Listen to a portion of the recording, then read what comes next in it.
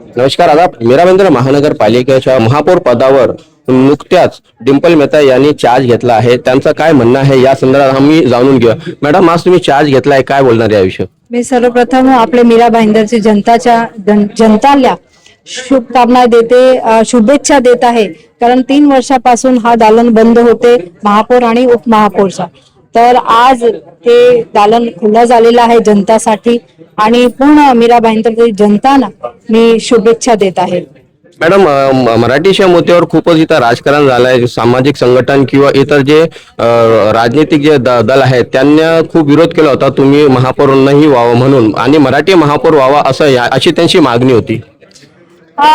सर्वांच्या संविधान आहे आणि सर्वांना अधिकार आहे. माझा पण एक इच्छा असते की हे व्हावं, मी नगरसेवक व्हावी या काही पण असू दे, सर्वांची एक इच्छा असेल आणि सर्वांना अधिकार आहे बोलायचा.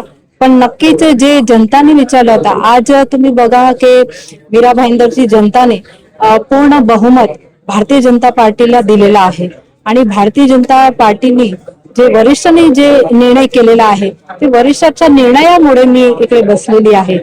मला एकच करायचं आहे, त्यांना काय करायचं मला माहित नाही, पण मी महाराष्ट्रामध्येच इकडे जन्म आहे माझा आणि महाराष्ट्रामध्येच माझा आई वडिलांच्या सर्वांचा जन्म पण इकडेच आहे. तर मी मराठीच आहे आणि सर्वांचा सन्मान आहे, मराठी भाषाचा सन्मान आहे, सर्वांचा या ठिकाणी सन्मान करणार.